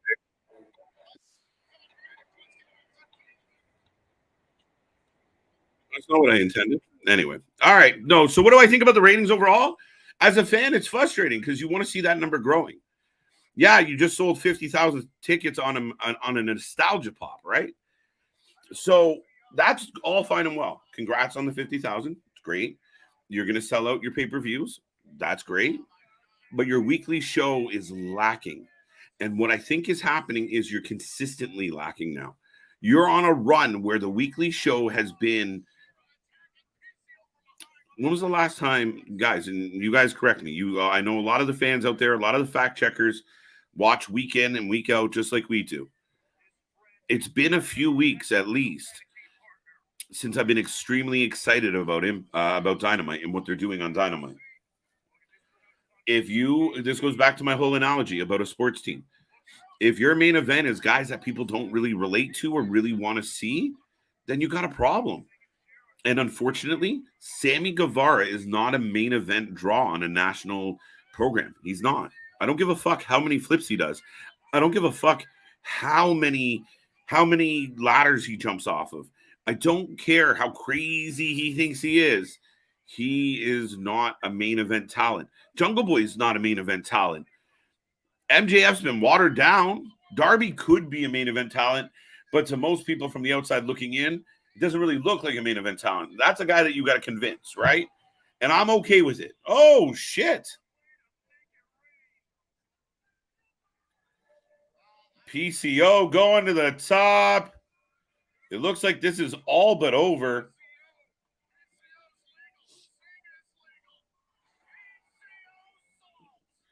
PCO salt and 1, 2, 3. And still your Canadian Frankenstein. PCO. It's crazy. Rhino. And Heath with the win. PCO looking strong heading into Under Siege. But back to the ratings for AEW. I listen to a lot of YouTubers. I listen to a lot of podcasters. And when I hear things like, the show's getting really good, the show's doing good things. Again, as fans, like somewhere in the tribalism, we've developed this thing of we can't say anything bad. Can't say anything bad about the show because then people think we hate the show. People think we love WWE if we say something bad about AEW. People think we love WWE if we say something bad about the other show. Like, guys, you can be honest. And that's where I get really frustrated. And I've said it before. There's a couple podcasters or YouTubers get under my skin a little bit because if the WWE trips on a banana peel, they're the biggest fucking idiots ever. It's the dumbest shit. They suck. But then AEW comes out and lays an egg, and they're like, pretty good. It's pretty good. Just be honest. If the fan base is vocal and honest about their feedback of what they're watching, it helps everybody. But this 700,000 core audience that Tony seems to be catering to, they love it. They pop for all the New Japan talent. They pop for all the indie talent. The general public, the masses, the people that you're trying to reach with this program are not buying into this shit. When they tune in and there's Orange Cassidy walking out, I don't know if they're tuning in. I don't know if they're staying. That's a problem. And that's where you see less than 800,000. It's crazy. It is absolutely crazy at this point that Tony's not consistently at, 995, 950, up to $1 million. That's my take on it. As a fan, your shows aren't catering to me. I listen to a lot of people who would love to be AEW fans. A lot of us out there were dying for something other than the WWE because the WWE sucked for so fucking long. We were excited. They got away with it for a year or two. But now we're here. All right, what are you guys doing? This man's opening another show up, and Dynamite's a shit show. It hasn't been good. It hasn't been consistent. The storylines are flaky and phony. You took Dominic Mysterio is getting more heat than MJF. That is bad booking, guys. That is bad decision making, and it shows in the ratings. When you push guys aside like Miro, when you push guys aside like Punk, when you push guys aside like Cody Rhodes, the show hurts because you're not putting the best possible team on the field. You're not. You're putting the wrong people in the wrong positions and hoping the masses like them as much as you do. And the one thing it comes to when you're putting together a show, when you're putting together something like this, you cannot have your own personal bias in the way. Yeah, Tony, I'm sure Orange Cassidy's fucking awesome. I'm sure he's a great guy. I'm sure he makes you laugh. I'm sure he tickles you under the chin and you think he's awesome. But he's not helping your program. He's not bringing shit to your program. He's not helping the program. Put guys that can in there. You have tons of talent. Jay White comes to this company and he didn't even get the Christian Cage. Like, oh my God, wait till you see this. Nothing. Just, oh, Jay's here. Hey guys, Jay's here. You're missing opportunities to highlight really solid talent. You're missing opportunities to highlight wins for your company. Right? Them signing Jay White over him going to the WWE, which was rumored for so long, is a win. Celebrate that win. Highlight that win. Oh my God, have you guys met Jay White? He's a superstar. Treat him like a superstar. Match him with superstars. But in an attempt to make everybody on that show, oh, well, you know what? We're going to build this guy up by putting this guy with him. But you end up pulling people down. I think it happened with Daniel Bryan. I think it happened with Adam Cole when he first came aboard. I think a lot of guys end up watered down. MJF was one of the hottest things in wrestling. This angle about holding out for money, the angle about, wait, you have to make me want to come back. I am back. I'm the devil. Here I am. It was gorgeous.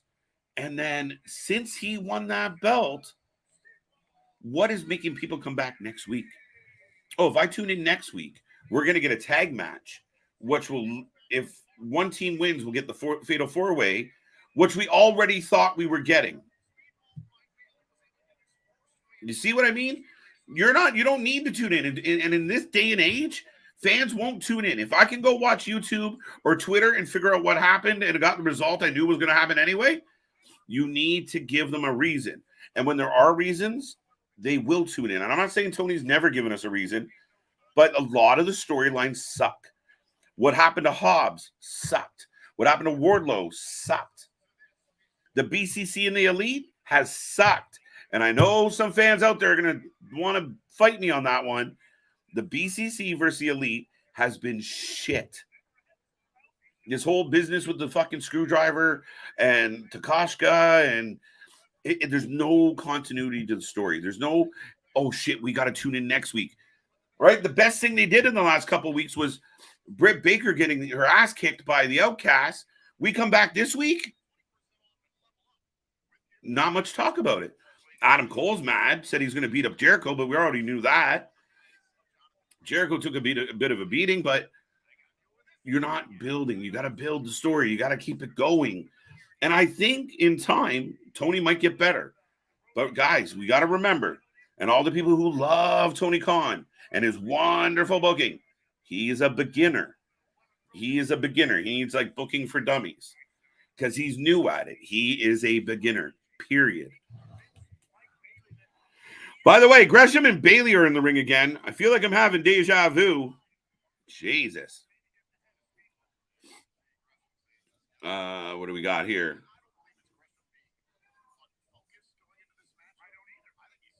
I missed a few. People need to stop making excuses for AEW. It's getting old by now. Hey, listen, I stand by this. I challenge anyone out there to go find coverage of wrestling that has less bias than this channel. Nick and I have had some really good battles.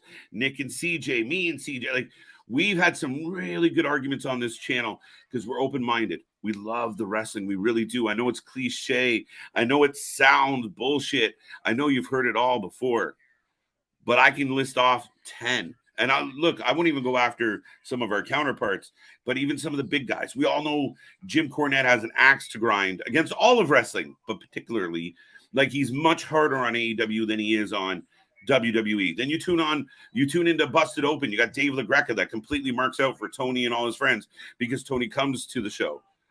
So you get a biased opinion there, right? Instead of when Tony comes on, Tony, why did you book it this way, Tony? Why didn't you do this, Tony? No, Tony, great job, Tony. We love you, Tony. Way to go, Tony. It's bullshit. And I don't give a fuck whoever sees any of these streams, but we're going to call it the way we see it. And if you can find someone out there that's calling it down the middle as much as we try to, I'll battle you on it. Like I said, there's some guys that go nightly, and every little mistake the WWE makes, they shit all over it. And then Tony can come out there and lay a complete egg of a Dynamite show. And the worst, there's one particular co-host of a show, the worst this guy will say about AEW Dynamite, it was okay. It was okay. Like, that's his way of saying it was shit, but I don't want to say it was shit. Just say it was shit. And when it's great, we'll all applaud. 50,000. When they do good shit, we'll tell them it's good shit. So that's my self-serving rant for the night. But that's how I feel. I feel like we shoot as much down the middle as possible. We're not always right. We have our favorites. We do have our own personal leans, but we try and call the wrestling. Whoever's doing good, great. Whoever's doing bad, like that spot right there, Bailey just mashed up a nip up and then blew a very sloppy drop kick on Gresham. I don't know if you guys want to make a prediction on this. At this point, it's just open for him. Q&A with KJ. Jilly's got one. KJ, you're right about everything you said, but at the same time, I need an alternative to WWE shenanigans. This is why I watch AEW and Impact. If I only watched WWE, I'd go insane. Listen, I'm totally with you, Jilly. I had actually kind of stepped back from my WWE watching pre-AEW because same thing. So if I was going to bed, I'd throw it on and then fall asleep, miss half the show. But I never made a concerted effort to I got to watch this. I kind of stepped away from I got to watch this. Ironic compared to what I'm doing now. But for me, that is where AEW stepped up. And when I started hearing the rumors and I started reading the stories, oh shit, Chris Jericho? Oh, Moxley might be oh shit. Dude, it was exactly what we wanted. We were so pumped about it. We were ready for something different. But now we've got over that honeymoon phase. Just having something different doesn't cut it. And that doesn't mean I'm still going to watch AEW. I just want it to be better. Because I think if Tony can get better, if Tony could maybe get some assistance with his booking, maybe stop listening to guys like Jericho and the Bucks and making adult, professional, mature decisions, if we can get that, now all bets are off, because now we got a company that's being run properly, that the booking's better, and we're booking these big shows, and we're making shit happen. This is good for business. This is good for us. This is good for the fans. This is good for everybody. That's what I want. And I'm completely with you. You need an alternative. Like the Impact weekly shows don't exactly tear your socks off. Every once in a while, you'll get a banger in there. Right now, I'm not loving what I'm watching. But AEW has all the potential. We've had some really good Dynamites. And we first launched this channel, we were doing power rankings where we'd go through and rank the shows of the week of how they did. And week in and week out and week in and week out, Dynamite was the best show. Dynamite was the best show. Dynamite was the best show. And then it wasn't. Now it's a toss-up, right? Raw is hit and miss. SmackDown's a little more consistent, I think. But still, it can be a little hit and miss. Rampage doesn't matter anymore at all. And so, yeah, I think that's all the push is. They book Wembley and all the fans are get on that critical side of things. But let's be happy. You booked a show. We're going to get a wrestling show in front of approximately 60 to 65,000 people. It's going to be a bang. It's going to be a fun time. It's going to be worth the watch. And that's good for business. That's good for everybody. So I like it. I agree with you. Hey, my caterpillar friend. How's the show? Well, right now, Gresham and Bailey are beating each other up for the 44th time this week. Big kick out by Gresham. And my Leafs are still down by 1, which is pissing me off. When Bully Ray criticizes AEW fans, get mad at him for criticizing the show, and people think He hates AEW, KJ. That's how it's been, Damian. I like Bully. I don't agree with a lot of what Bully says. Oh, no, let me rephrase. I don't agree with everything Bully says. But that's the thing. People get mad about other people's opinion. And it's not just with wrestling. It is a very much a social media generational thing. Gen Z really doesn't like opposing opinions, especially if you have facts. They hate it. But that all being said, that's been the consistent. Instead of listening, and that's, again, kind of what we're trying to bring to the table a little bit of, we listen to the fans. You guys watch me and Nick convince each other. You've seen Nick or I have a moment of maybe you're right. It happens. We could be yelling at each other 1 minute, but you got to listen, guys. And I've felt it. I'll post something or I'll comment on something, and some of the fans don't even rebut my opinion. They don't say, "Oh, I see what you were saying, but I think this." They're like, "You're a fucking idiot. Die. Like, whoa. What happened? I just had a thought." So it's a funny, funny world, but that tends to be the loud pockets, the small pockets, the loud minority. Oh, shit. Huge moonsault. Huge moonsault by Bailey. Wow. Yeah, you got to be we criticize. If you were a diehard AEW fan and you listen to us, or sometimes if you're a diehard WWE fan and you listen to us, you would tune in and hate us right away. If you give us a little bit of time, and we've done it with certain people. We've had people jump on the chat and you guys are dumb, and then you instantly just listen to the other side of the coin. I'm not a hater of the product. I want the product to do well. It's that simple. And what I watched last night is not doing well. Ratings aren't doing well. Yes, we'll celebrate the big win, 50,000 tickets to Wembley, but we kind of, like I said, you don't want to rest on that. Well, yeah, the show's shit, but we sold a shit ton of tickets to Wembley. Okay. We'll see. I'm a 70s kid and an 80s teen. My WWE is WWF, not the shit we have on now. I'm an 80s kid, 90s teen, and I would agree. It's there's a few reasons, and again, you water down your own product, it hurts. The WWE did a lot of damage to its own industry. The monopoly the WWE had for so long turned a lot of people off, turned a lot of people away. And wrestling got stale, stopped being fun. It became more about the marketing and the kids than about the wrestling. And that was a fucking problem. AEW coming out was a real, it gave a lot of hope. Oh shit, they're talking about doing real wrestling. And oh shit. Sorry, wow. But Gresham and Bailey still going. But yeah, I think it was really an opportunity for AEW to give us something new and focus on the wrestling and focus on good wrestling. Kind of be that, Ring of Honor jacked up with a budget. I think that's what we wanted. And we got a lot of dumb shit along the way. And that's where you see people, the biggest of AEW fans are starting to go how do we defend that one? So we'll see. But yeah, I mean, the biggest change for me, I think, was when I was a kid and wrestling was on TV. Oh, Bailey, 1, 2, 3. Or no. Oh, no, we got a 2. All right. Was that it was men and women fighting over adult things. I know there's examples out there that are going to shoot my argument down, and the Attitude Era might be a little bit of a hard one to defend a lot of the shit. But it still felt Austin felt like an ass kicker. Rock felt like a superstar. Shawn Michaels, arguably one of the best in-ring performers ever. But they were like Brett and Shawn were mad at each other for shit. Austin had beef with McMahon. It was built on real, genuine shit. And then you throw the fantastical in there.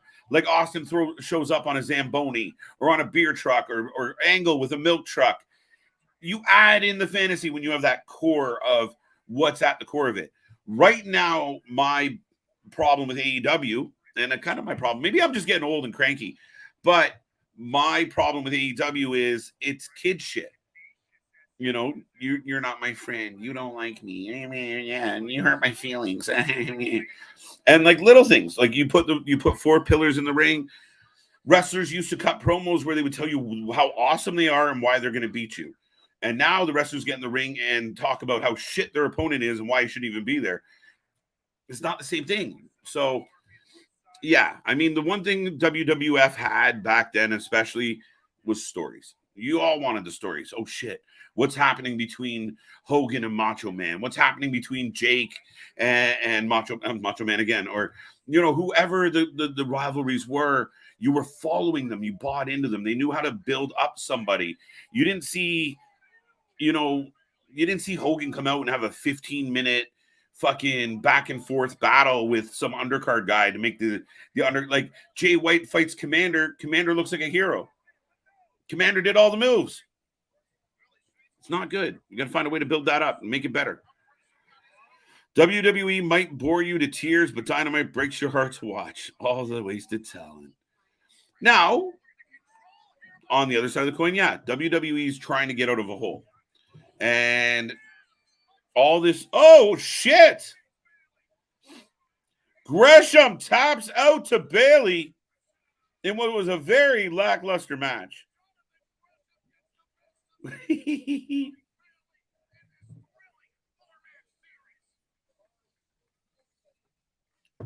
Oh, they're now calling it a series. Okay. So they booked him a bunch of times and then said, oh, by the way, we're going to call this a series.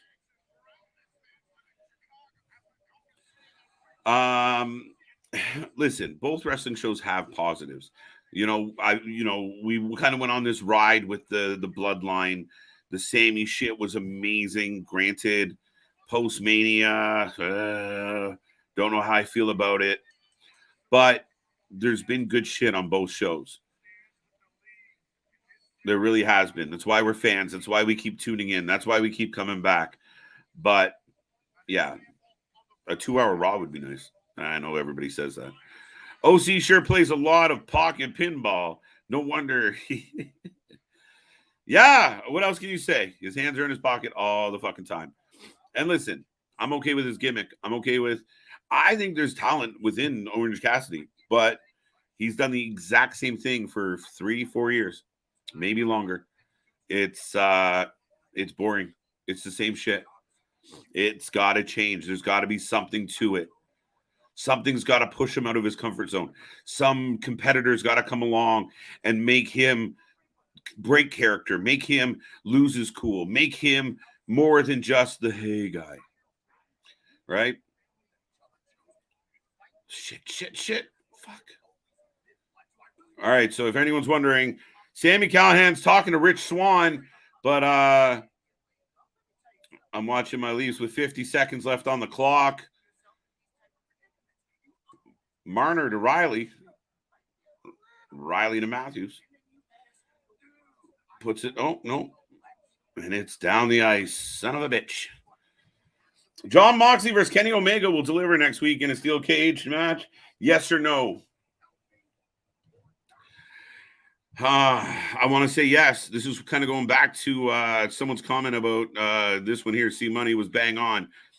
Yeah, this is where it gets heartbreaking because yeah, Kenny Omega, John Moxley on paper in a cage. This should be a banger. Depends on how they book it. Depends how they deliver it. I want it to be good. The additional, oh, he missed. Fucks. The additional, All right. So my Leafs lose, go down 2-0 in the series. Boo Earns.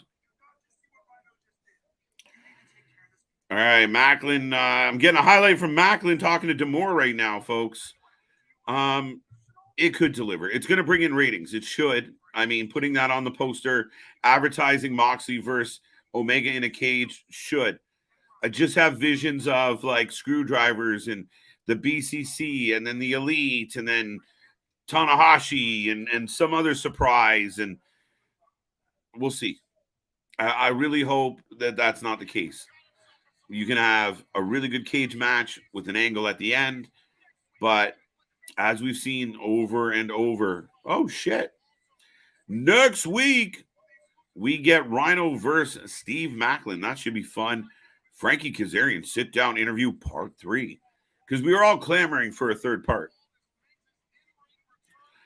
And then we got Aldis going up against Sheldon Jean. And then Masha versus Killer Kelly.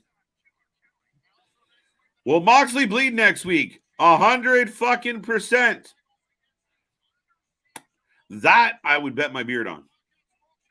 Moxley is going to bleed within minutes of being in that cage.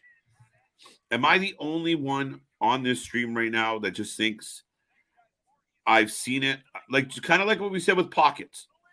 Moxley has been the exact same guy for 5 years with no real inflection or change or, 100% This guy is going to bleed quick.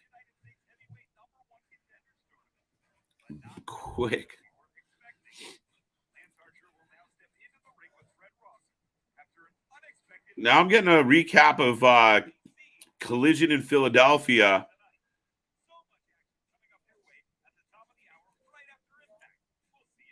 Oh, they're going to show it after Impact. There you go. All right. Here we go. We get Trinity Fatu coming to the ring. For those who have hung on. Over under on the number of minutes before he blades. He might blade on the way to the fucking ring. He might just walk through the curtain already gonna crush some bones. Just gushing. All right. Here comes Trinity Fatu. Or just Trinity in Impact. That's someone else's. I'll let you have that. But yeah. Oh, fucking Mox. I still think the BCC need to drop their fucking Wild Thing song. Like, to me, those are the decisions you got to make creatively. You got to brand a certain way. You got to make it all make sense. You got to make it all fit together. We get sing-alongs for heels. It's fucking bothersome. Well, I can't change my song. It's a gold hit. I'm gold certified. Fuck off, Jericho. We don't need it. If you want to be a babyface and come up with some cool, funny things that the fans like to cheer along with, great. But you're a heel, we don't need sing-alongs for the heels.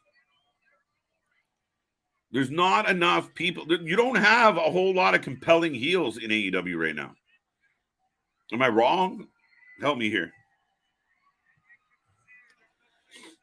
And the Impact crowd is excited to see Trinity. Can you feel the glow? Feel the glow. Welcome to Impact Wrestling, Trinity. All right, all eyes are on Trinity Fatu right now, ladies and gentlemen. Whew. No comment. Heels should not feel welcome to walk through the crowd to the ring. That's a babyface entrance. It is. Everything they do is babyface. That's where it's like anything else, guys. If you don't have a reason for me to buy into a character, in any type, and I mean, let's break it down to something simple, something where people, like, you want me to fucking give a shit about the Marvel movies? I got to give a fuck about Iron Man. I got to give a fuck about, the Hulk. I got to care about the character in some way, shape, or form. If Iron Man just walks in and, I'm going to beat things up, I'm going to do this again, here we go again, then what's the point? You don't really give a shit. So, yeah, you got to have heels doing heel shit, baby faces doing babyface shit. And the best example I can give you guys is we just watched it with Sammy. So WWE, writers, creative, Vince, whoever, pay attention. You already did it recently. Tony, everyone else over there, same thing. You had a clear heel. You had a clear babyface. And everybody wanted that babyface to win. And that's when the crowd was the loudest. That's when the crowd was the most invested. Even going into Mania with Cody Rhodes, look how many people fucking lost their mind because Cody didn't win. That's because they invested into Cody. They wanted Cody to win. No different than when you go back to the old days, when you're a diehard fan of a Stone Cold, and that night where Stone Cold gets clipped with a chair and gets screwed by a Vince or one of Vince's minions, and he gets pinned 1, 2, 3. There's your baby face. You're going off the air. Your baby face is bleeding. He lost. You're hopeless. But now I got to tune in next week and see what he does to get back at the. When everyone's kind of in this tweener mode, you can't get into it. The crowd can't get into it. They did it with Wardlow. Wardlow, giant baby face, wins the TNT title. His first defense, Orange Cassidy. Huge baby face. Now the crowd's sitting there in the middle. I don't know. Yay. No, when you have a genuine heel, and they got some heelish motherfuckers kicking around. You got guys that could be absolute wicked heels, but even a guy like Jericho, like, he's heel-ish because he's having too much fun, and everybody knows it. And he's not really a bad guy. He's a fucking wizard. What? So what? Like, fuck. I got Trinity. Sorry, just on a side note, I know I've been rambling for almost 2 hours now, guys. You know what Trinity isn't? She's not a good promo, guys.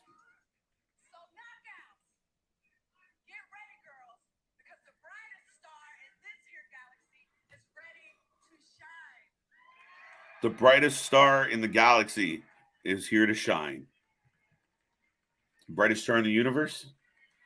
Is that where we're going with that? Sky Blue could be a good heel. She's too cute. She ended up turning into Cora Jade, and that's terrible. Come on, Chris. We can do better than that. We can do better than that. Perfect example. All the shit with Britt Baker, Saraya, Jamie Hayter, this whole mix-up you've had in the women's division, and the champion's not really getting highlighted as a champion. Oh! The virtuoso, Deonna Purrazzo, making her presence felt as she is on her way to the ring to welcome Trinity Fatu to the family, to the show, to the night. Purrazzo versus Grace at Under Siege, by the way. Is every match so far of Masha Slamovich been good so far, KJW, we have seen? I don't know if every match of Masha's has been, like, good. Generally, Masha's really solid. Masha is an outstanding wrestler. I like what she has to brings to the table. I can't think off the top of my head any matches that she just laid an egg, and I was like, oh, that match was shit. Maybe one or two, but yeah, no, she's been pretty fucking stellar since she's caught a little fire here with Impact in the Indies. All right. Sky Blue is cute. It's a true story. Makes her hard to be a heel. Okay.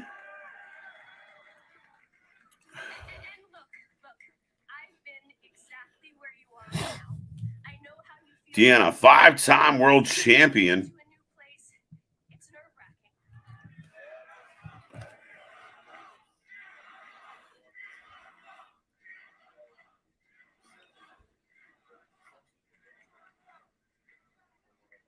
I don't know what the crowd's chanting there.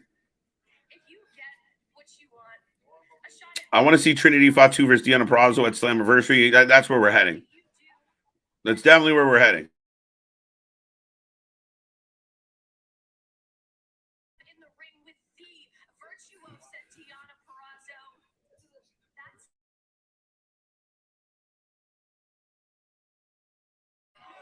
Oh, we got beef.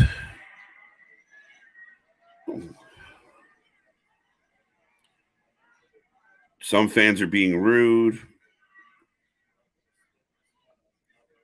Okay.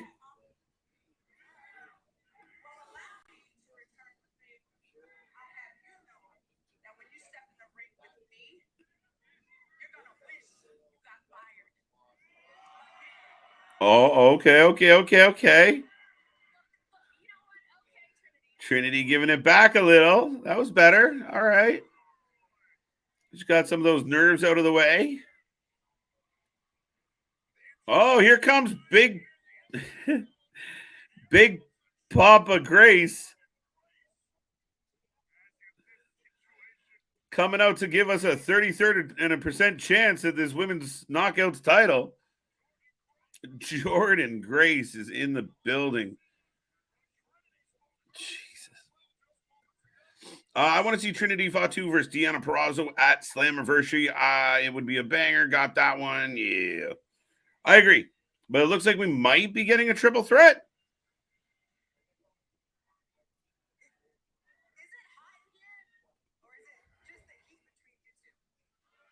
All right, Jordan calling out some heat between Deonna and Trinity. What do you think it means?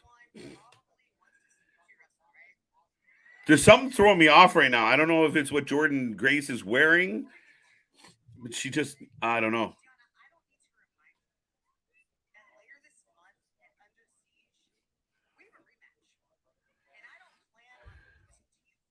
So Jordan Grace does not plan on losing to Deonna. Trinity's stuck in the middle here.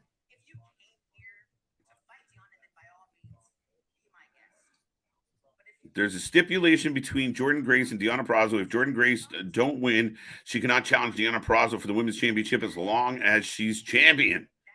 As long as she's, yeah, gotcha. Okay. I'm okay with that.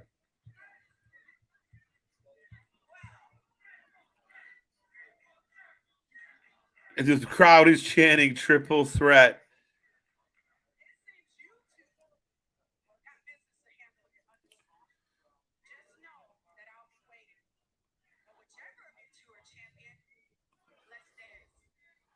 So Trinity basically says whatever happens between Jordan Grace and Deonna at Under Siege, she will be waiting for the winner. Let's dance. Let's dance. So that's it. That's the moment. Everyone's been talking about it. CM Punk was backstage. Trinity, Mercedes Moné was backstage. And Trinity has debuted on Impact Wrestling, which I think still is a bit of a surprise to a lot of people out there. Overall, I will take a rating out of 10 on Impact tonight, guys. Overall, for me, yeah, it was a bit of a it is what it is show. A couple decent matches. I'll give it a 5.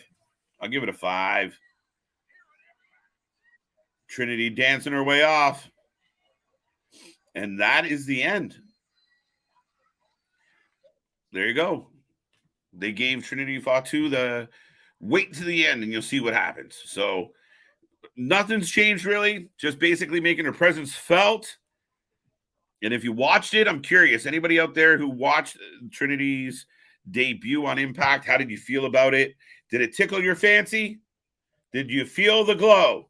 That's what I need to know. Did you feel the glow?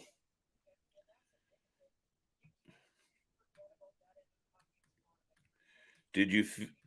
I don't know. I didn't. I thought it was okay. I mean, it is Impact after all. Under Siege is going to be a banger. I can't wait for that at the end of the month. Damien a little more aggressive than me at 7 out of 10. Probably the only rating I'm going to get here tonight. What else we got? I'm down for Trinity versus got that one. 7 out of 10 from Damien. And yeah, folks, we're going to make this short, sweet, and loving. It's Friday, Junior. The weekend is upon us. We are live from San Juan tomorrow for SmackDown. Pay attention to the page. Pay attention to that little bell. Make sure you click it because there's a chance we will be here for Rampage and SmackDown. So hold on tight. We got more coming your way. Plus, this weekend's full of wrestling. We have Backlash live from Puerto Rico. Of course, Bad Bunny was the host. Now he's in a street fight with Damian Priest. We get the 6-man tag, which again has been kind of clustery booked. But all that being said, we will be here for all of it. Wrestling Revolver this weekend, as Damian keeps reminding us. Folks, we appreciate everybody who tunes in, even for a second. As I keep reminding everybody, we are the most unbiased approach to wrestling. We are the alternative commentary to all the wrestling. Go down below, check out all our links, click all the buttons, let everybody know who you're watching and where they should be getting their wrestling content. As you can see, big things are popping around here. We have nothing but fun. But that is my time with everyone tonight. Damien, thank you for the rating. Oh, one last comment from Damien. Are you fine with Cody Rhodes being on SmackDown tomorrow night? Yeah, we got it. We need it. We got to build towards that show. And that's it. And then we can stop playing around. We'll go back to how it is. So, guys, that's going to be fun. Make sure you tune in live and enjoy. Myself and Big Nick, the dynamic duo of YouTube, will be back at it again.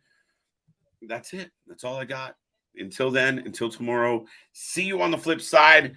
Good night for now.